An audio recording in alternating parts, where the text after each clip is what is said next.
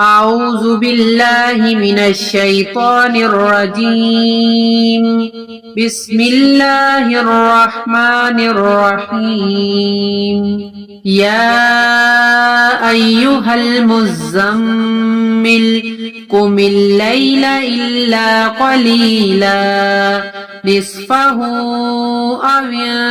انقص منه قليلا أو زد عليه ورتل القرآن ترتيلا إنا سنلقي عليك قولا ثقيلا إن ناشئة الليل هي أشد وطئا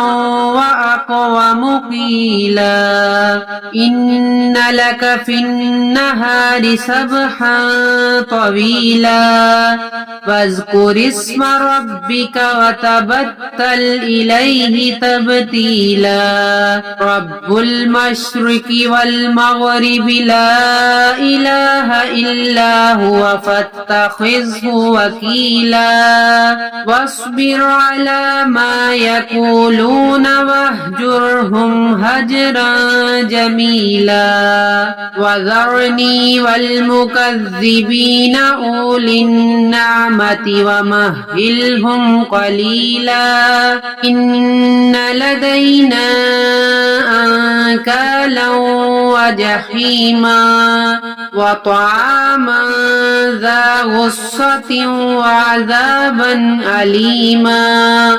يوم ترجف الأرض والجبال وكانت الجبال كثيبا مهيلا إنا أرسلنا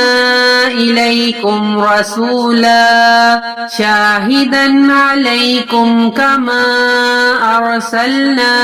إلى فرعون رسولا فعصى فرعون الرسول فأخذناه أخذا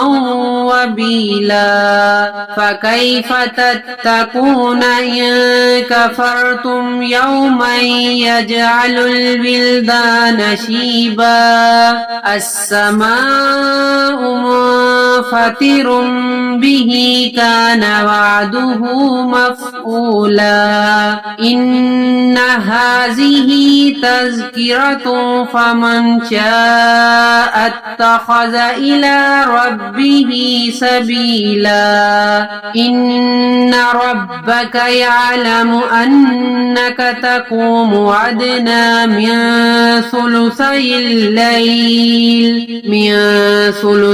الليل ونصفه وثلثه وطائفة